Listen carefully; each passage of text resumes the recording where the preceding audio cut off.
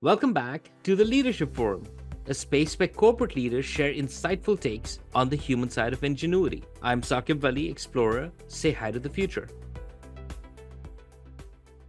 Today, we have an absolutely amazing set of a panel that we are going to have, and there are 4 pictures out there. And I'm going to ask each one of them to come in, but let me start with the person who is not here.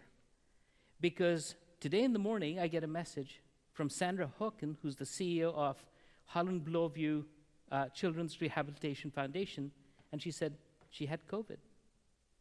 So while we are intentional, we are deliberate, we still have to wing some things our way.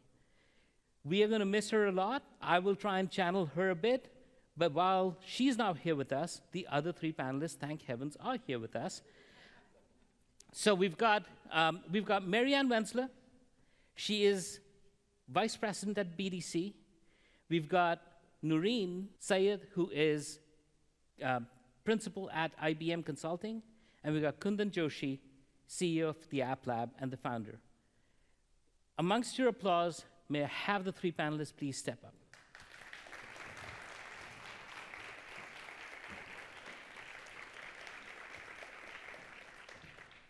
All right, so this is going to be a lot of fun. Kundan was going to be surrounded by 3 women. We just thought, one's not here, but the other 2. But guess what? He has put on one hell of an outfit. Come on, let's give him for that. Should be The rose in between. Oak. All right, so we're going to kick this off, Mary Ann, with you. You know what? I just introduced you all of you with a name and a title. All of you are way more than a name and a title. So Mary Ann, why don't you kick us off? I'll ask you a question, but before that, introduce yourself and how you may want to be known to the audience. And to the end of that, help us understand what inspires you to engage with Say Hi to the Future. In short, say something nice about us. Okay, so I'm live. All right, so Mary Ann Wenzler, VP for BDC. And just a little bit about myself. I come from Windsor, which is the most American city in Canada. Right? Yeah. So I always am from a suburb of Detroit. And I joined BDC, and we'll talk a little bit more about BDC in a moment. But I joined BDC in 2008, and I was with a charter bank before. I could have stayed where I was at during that difficult economic time, but I got headhunted, and then I looked at it, it's like, wait a minute, if there's an organization that actually does this, I want to be a part of it. And then as my role and increased with BDC, and I started moving up the 401, I realized the impact that this organization, but more so the impact that you and entrepreneurs have on our society.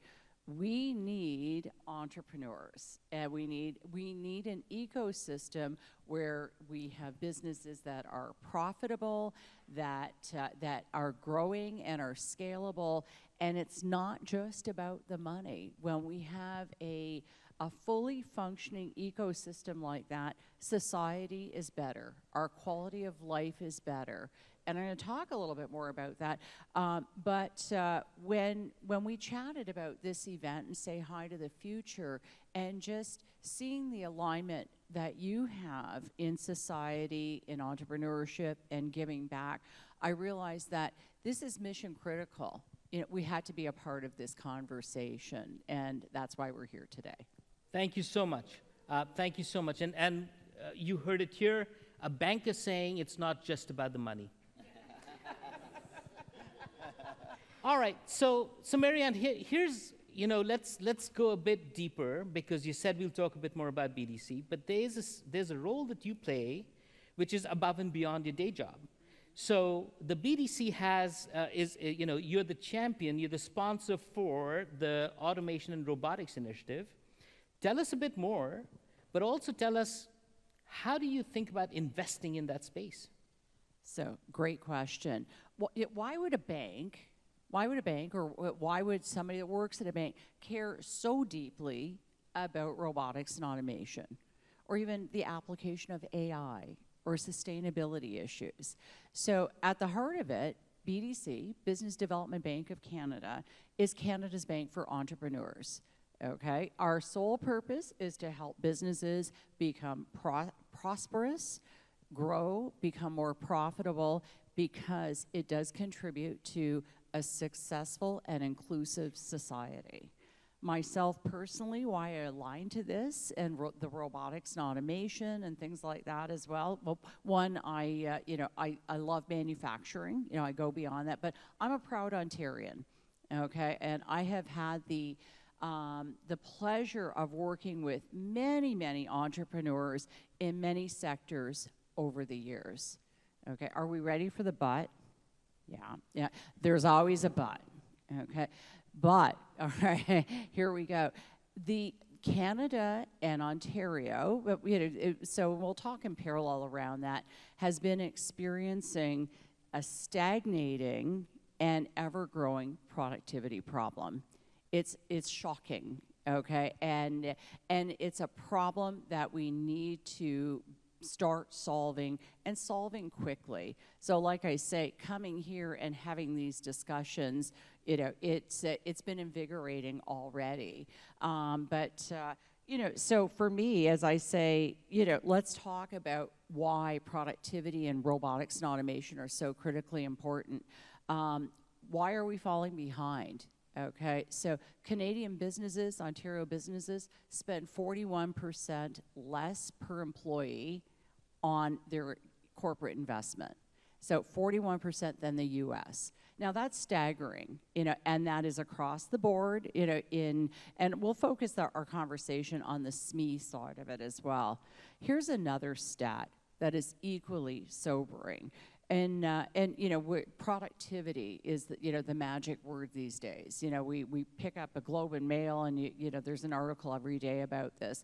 But in the GTA, you know, GDP per worker is measured at about $113,000. So we've got to put that in context. When we benchmark that compared to 10 U.S. cities, and these cities would include cities like Detroit. Now, just a fresh reminder, they declared bankruptcy about a dozen years ago. But Detroit, Chicago, Cleveland, manufacturing hubs, our output is $72,000 less than the average of those 10 cities. This is not good, okay? And if we do nothing, that $72,000 difference increases to $80,000 by 2027. And it will place us 17 out of 17 in OECD countries as far as the productivity measure. I'm glad you shook your head. We should not only be scared of this, we should be frustrated, disgusted, I don't know, but we should feel passion about fixing this. Now, how did we get here? Do I have a couple of minutes to talk about that, or do you want to pause? No, that's great. I mean, I think the whole intention and the deliberate intention that you guys have around the BDC, I think that's great. Mm-hmm. I think we're going to get into a lot more of a conversation. Okay. Right? Yeah. Not trying to cut you off, but we just want to get to Noureen and Kundan as well. So let's do that. So Noureen, let's get into the world of Watson for a bit, right? So. Introduce yourself, please. Again, say something nice about us, and then let's get into the question with you. Awesome, thank you. Thank you for having me. My name is Noureen Syed. I'm a partner at IBM Consulting, and what that means is I work with organizations from small, medium, and large, and enterprises to really help them on specifically their data and AI journey. I actually work across the technology stack, so Watson is certainly one of them at IBM. But also across the other cloud providers. So there's generative AI solutions available from Microsoft. And so one of the practices I lead is Microsoft as well. But name your favorite cloud, they have it.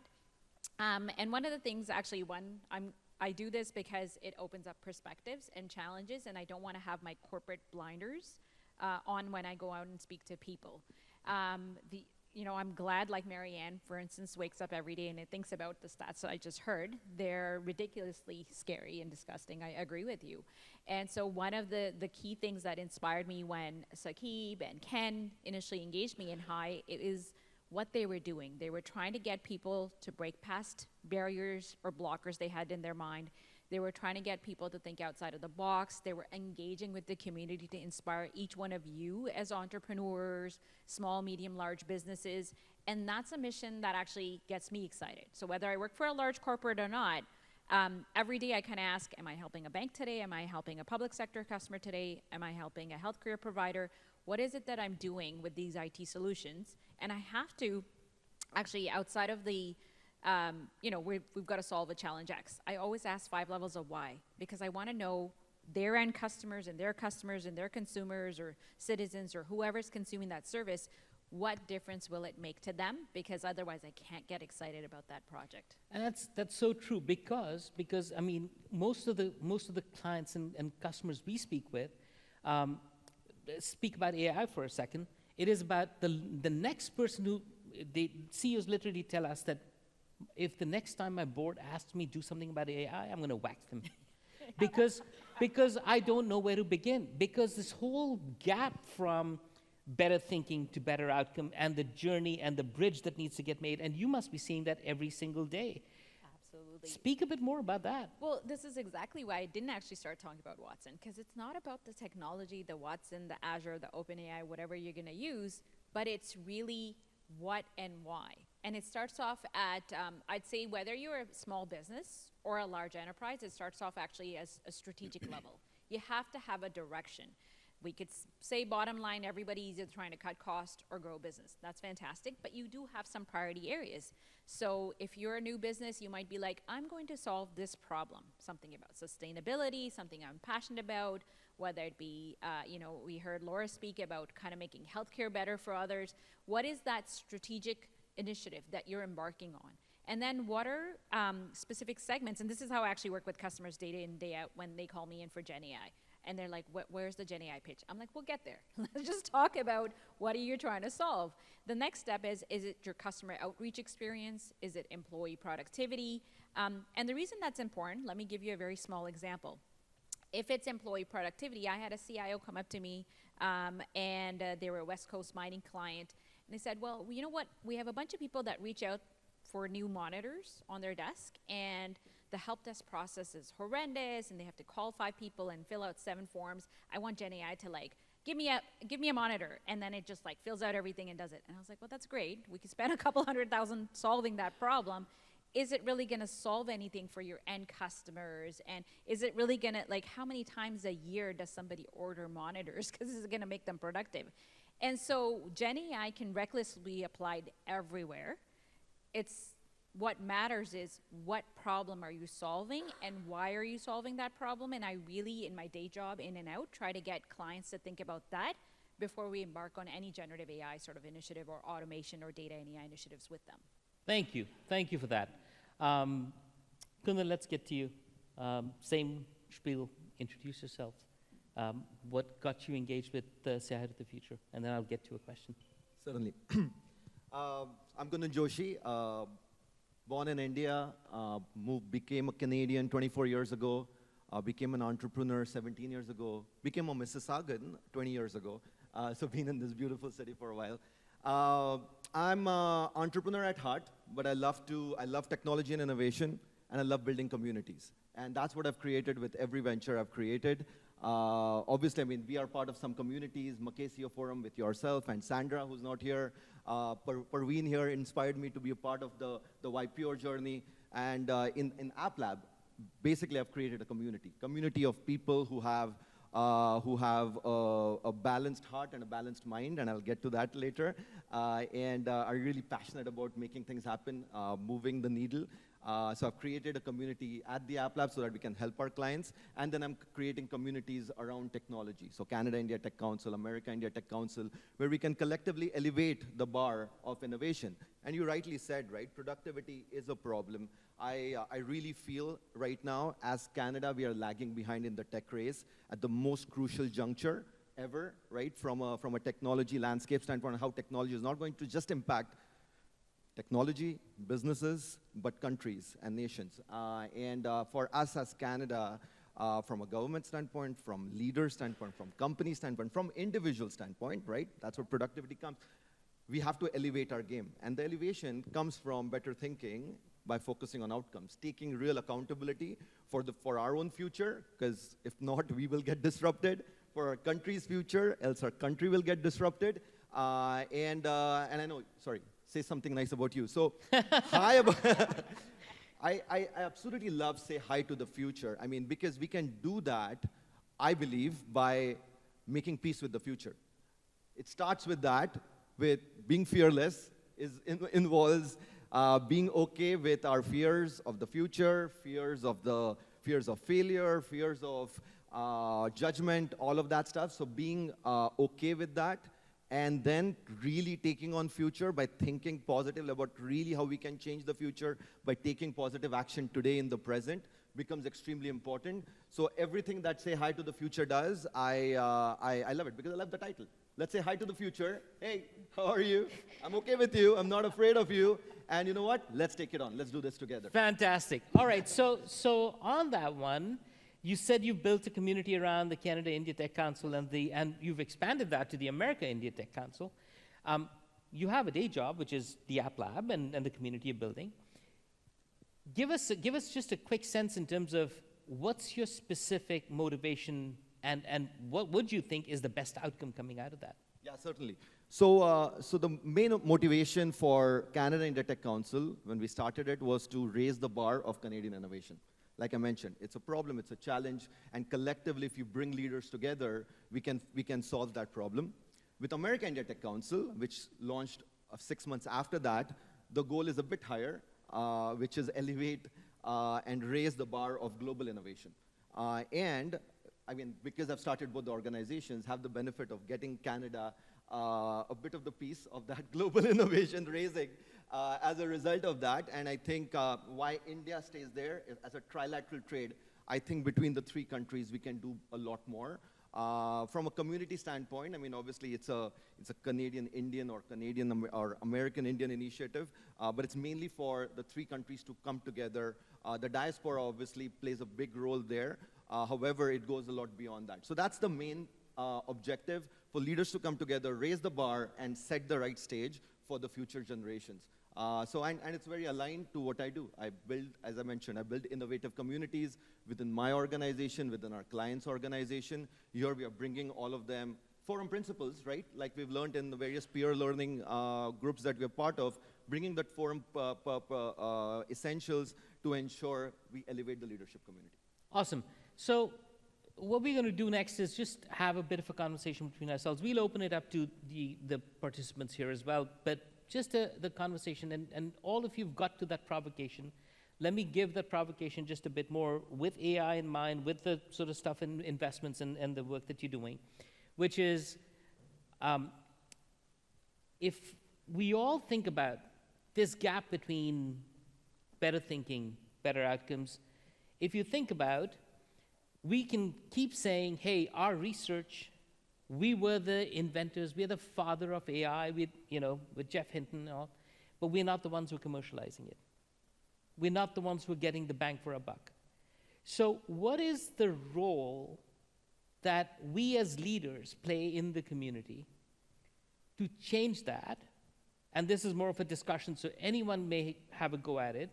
What's the role we play?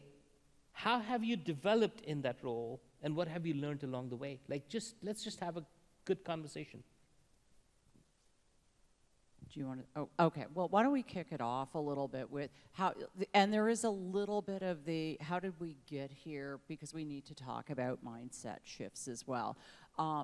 Just from a productivity perspective, we'll talk very broadly here, but one, is a reluctance, okay, the underinvestment in machinery, equipment, and IT, okay?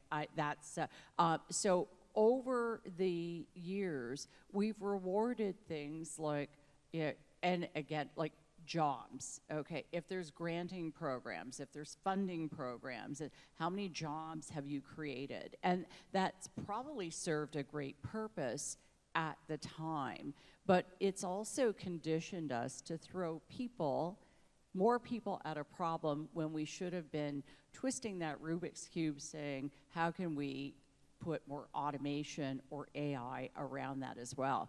Now, allow me to be really, really clear here. This introducing robotics and automation or AI, anything that my fellow panelists and I are discussing, is not about job elimination. We need every person in our organizations because there's bigger problems that need to be solved. So Yeah, I mean, so one of the quotes in there, lots of times that I've heard is, AI is not going to replace you. No. Someone who knows about AI will replace you, absolutely. right? So, Yeah. so let's keep going. Yeah, so that's also contributed to, a lack of innovation. So again, the lack of investments, and again, the statistics are clear, we do underinvest, but the lack of innovation, that really bothers me because we have such a well-educated workforce. And when I look at this swath of highway between here and leading to Detroit and a little further the other way, we've got a well-educated workforce. And it feels like we're hampering this group instead of encouraging. So if investment is an area, right, investing in this area is a big thing, then let's have either Noureen or Kundan speak to you to say, what should we be investing in? Yeah. Go ahead, Noureen. Well, I love that you kind of painted for me a little bit of how we got here. And so it's sort of similar. Instead of throwing people at it, it's, to your point as well, like AI won't replace you. Same conversations I'm having every day. Actually, a mentor of mine before AI ever came around, but when I was earlier in career, kind of instilled in my head, Noureen, when you get into a role, your mission should be work yourself out of a job. I love that, and I've ever held it on. And it's very counterproductive, because most people are like, what do you mean? Don't you want job security? And I'm like, no, I actually want to get in, learn it the first year to do it well. The second year, have an impact and change some things. By the third year, I'm humming on to something else. I've made potentially everybody else's lives better and how to do it. Whether they keep the role or replace me or not is not my concern, because if I've had lasting impact, I'm good with that. And I think the same is sort of true. One of the AI conversations I speak to Vector Institute or industry, there's a lot of risk aversion in the Canadian culture, I'll call it. Our economy is very mixed. It's very immigrant heavy. I immigrated here when I was a child and then completed my high school, university here. My parents came in for a better future, all of that fun stuff. But what is our industry outside of oil and gas? There's lots of land. Like, what is it that we're producing? And so now if that next thing is AI, well, we need each one of us every day to start thinking about it. And it's not a replacement. So I'll give you, to make it sort of real in terms of where to invest and then why AI is not going to replace. I'm speaking to a stationery company that plays a big role in back to school, office supplies, company to be unnamed, Canadian company, okay? And we talked about how they have, their workforce produce certain campaigns for back to school. Well, the difference that AI can introduce when we connect all their back-end systems together is it could provide better data and targeting and increase of campaigns that they run. Through the limited staff that they can hire, because at some point in time you do tap out on how many people you can throw at the problem, they can only run 2 or 3 campaigns. Then maybe they'll target some sort of a business level industry, then they'll target some students, moms and dads who are trying to get their kids ready, and they'll target the teachers so that they can recommend. But it's very, it's very vanilla. It's sort of, this is the box, and 1, 2, 3, these are the 3 campaigns we can run, because that's what everybody can work, and it takes us 6 to 8 weeks to get a campaign designed out the door, blah, blah, blah, right, before back to school throughout the summer. Well, what we introduced to them is this concept, if they can have campaigns taking in the input of all their past campaigns, so all their assets from the previous talent, pumping it through the AI models, and then outputting a new campaign, but with more targeted data. So that mom or dad who is trying to prepare their kid, not just you're trying to prepare your kids, here's 5 million options, but, oh, we notice you have a kid in 4th grade and in 8th grade. or just about going to high school. Here's what you need to know for the elementary. Here's what you need to know for the secondary. Even their holidays and PD days are different. Like, imagine getting to that level of refinement. And the aha moment we had unlocking with that client in the room was, oh, you're not going to replace my role. You're going to enable me, yes, ultimately make more money, but actually serve your clients better too, because now I'm going to get more targeted, and I'm likely to go buy something because they're actually speaking to what I want and need at that moment. And since they connect better with me as a consumer, I'm likely to spend money with them because they're taking the time to know me. And that's the difference AI and automation can kind of do with the prevalence of data we have available at our fingertips to really make things relevant. So, Noureen, and we can, back to your conversation on, Mary Ann, on investments. You're doing that on a company by company basis. You're doing this client by client. I completely understand. Kundan, you're doing a broader pitch, right? What's your pitch? Yeah, so I mean, all such relevant points, right? So I think it starts with changing our mindset. As a country, as innovators, as citizens of this country, right? Talked about risk averseness. Where does that come from, right? I mean, I'm going to say your name a lot of times. Maybe you'll feature me in your ad. By saying hi to the future, right? The mindset change comes from thinking bigger as Canadians, right? And fearlessly in many ways, right? I mean, if you see where we are throwing money at AI or various initiatives, the mindset is a foundational problem where we start taking those bigger risks. As a result, we are actually thinking bigger in terms of what can we do to play a role and as an innovator, not a fast follower, although we're doing a job of a laggard right now, despite having father of AI and so on, right? Yeah.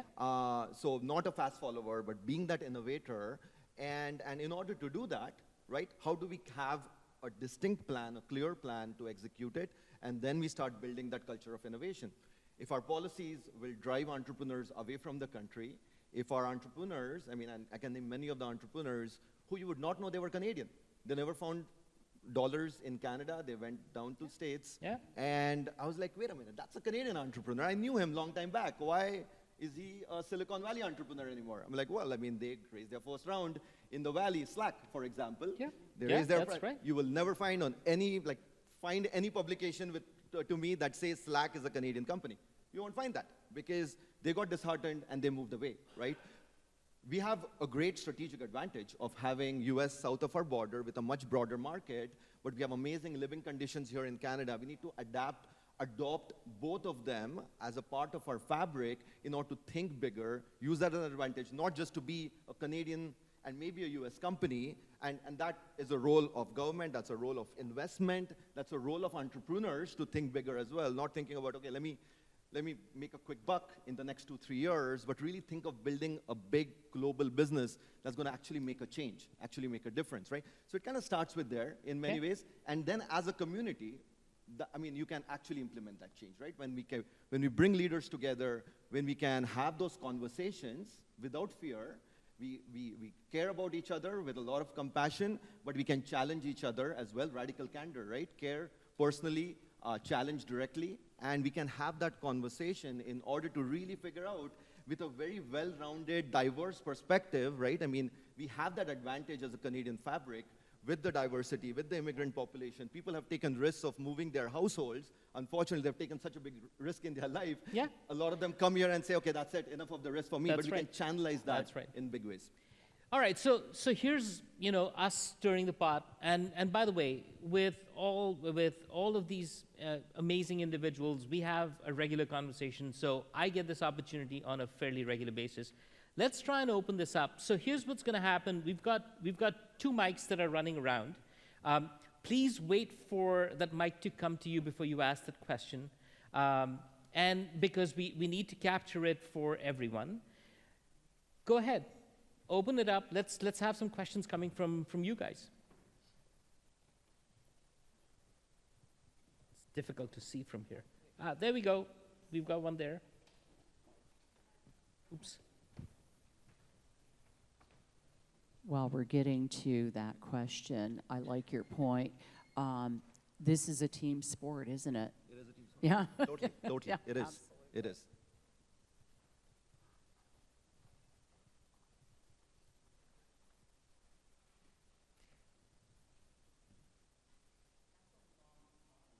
That's fine. Your question's going to be worth it, Louise. You're practicing mindfulness by being okay with silence.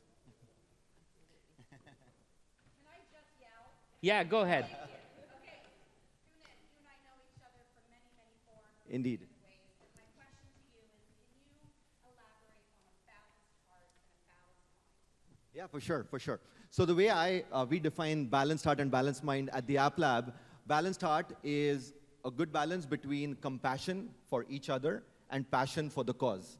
So let's be passionate about the cause. Let's make sure we are driven towards achieving that while practicing empathy and compassion with each other. So we're in it together. Again, goes back to radical candor. We care about each other personally, but we will not be fearless about challenging each other directly because we care about the cause and we care about each other. In terms of the balanced mind, it's hiring really smart people, having like intelligent folks in the room who have low ego. Or even if they have high ego, know how to park their ego outside the room when they come in for a discussion. And that, again, that becomes a big part of growth mindset, because growth mindset is our #1 value at the App Lab, and also for the communities I've created, I've had similar values.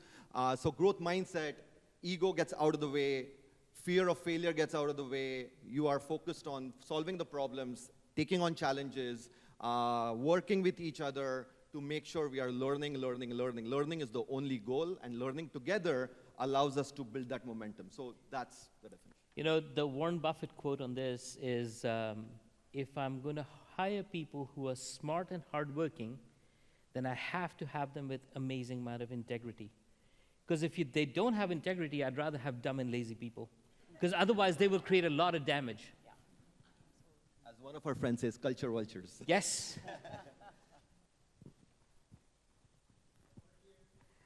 While that mic's going up, I wanted to say I see some mini futures right there. And Yes. I was so proud that there are these folks that are attending this session from that age, because they're going to be the bright future.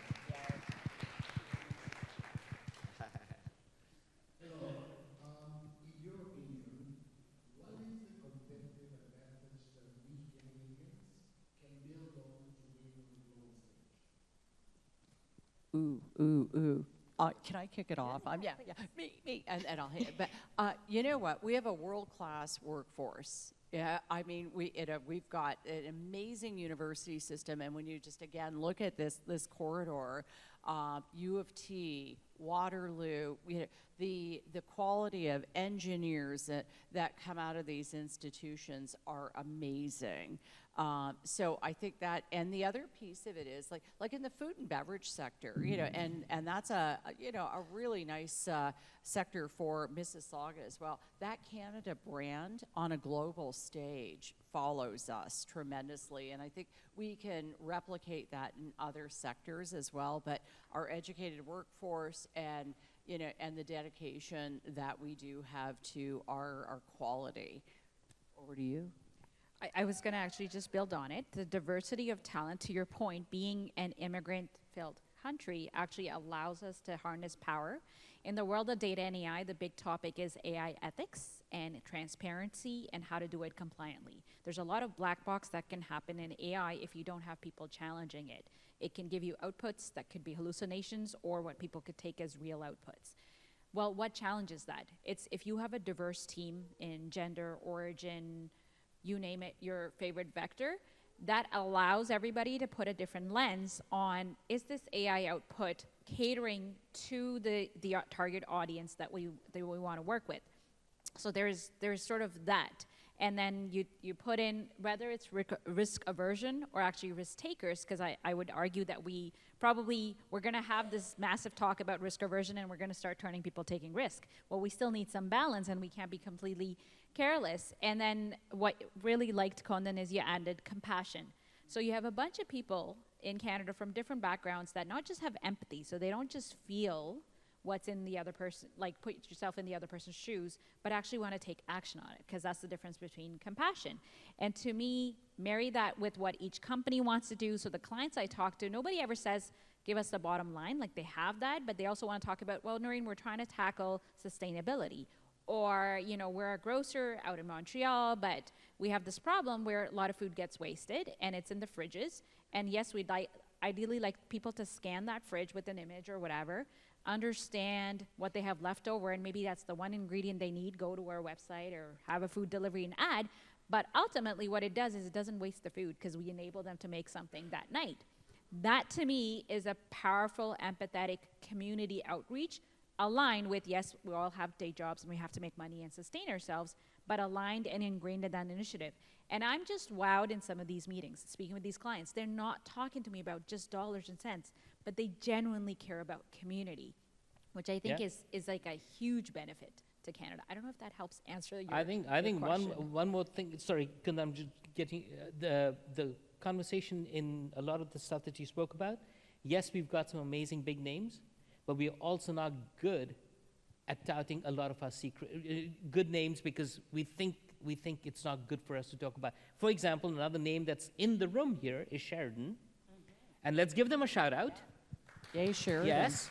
And honestly, yes, U of T gets its share of conversation, Waterloo gets its share of conversation, but when it comes to game design, when it comes to graphic, I mean, we've got people from Sheridan that are working for some of the world multinationals that are out there.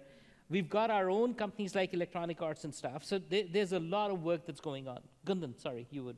Yeah, sorry. Answer is very similar, except I'll coin it as we have tremendous innovation potential, right? So, and it stems from all the things that came in. We have amazing academic institutions, like you mentioned.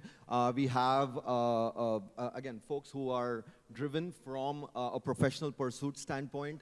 We have that immigrant mindset that comes in, a lot of entrepreneurial mindset that comes as a part of it. But at the most important aspect from an innovation potential standpoint, I look at it as the growth mindset part. And you touched on it.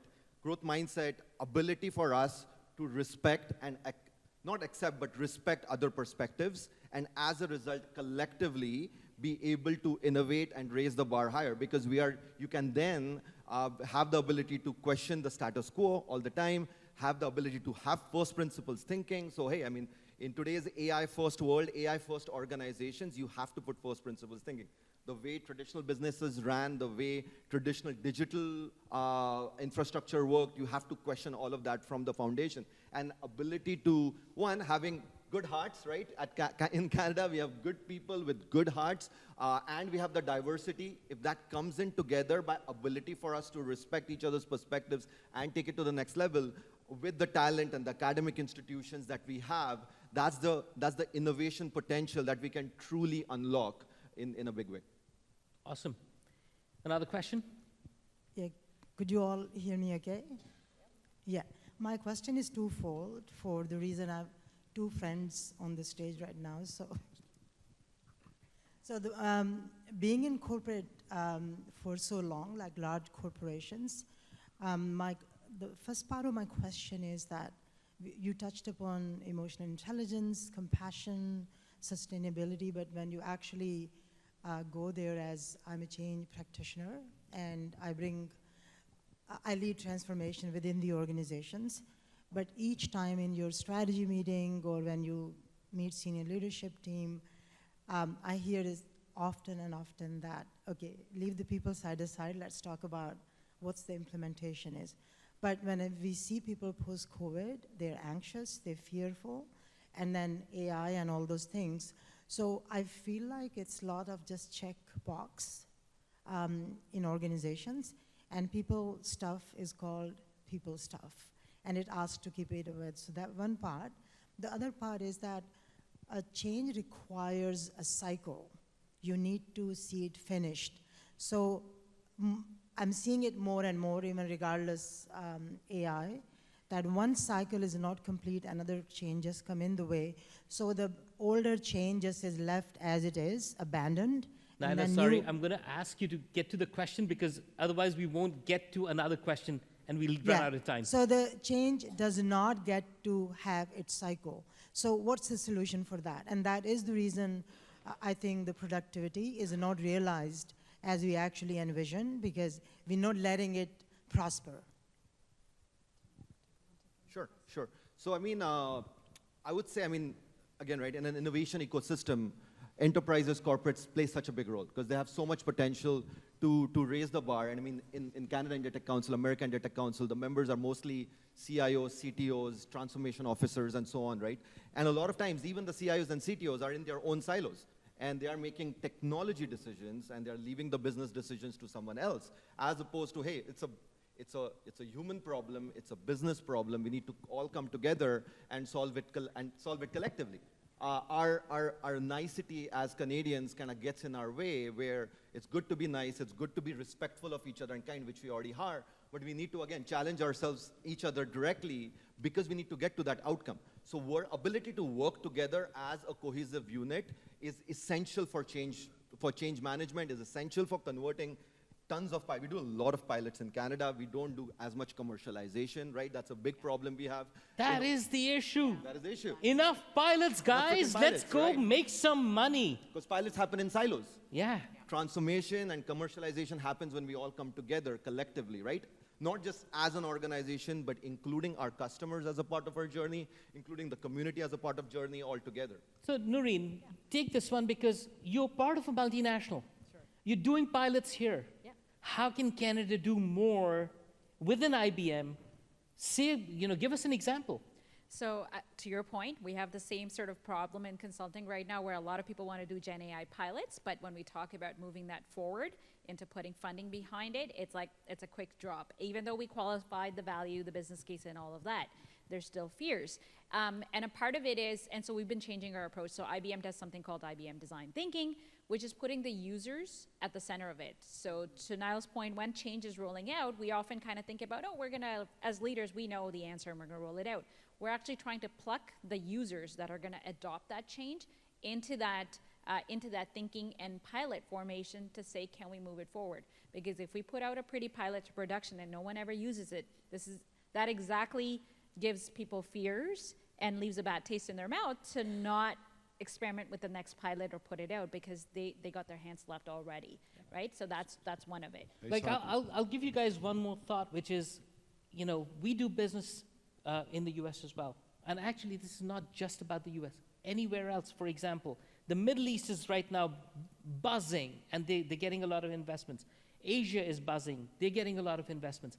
And the difference is, when the conversations happen over there, it's like, sure, let's get on board, let's try it. Over here, it's, come prove it to me before I'm going to get on board.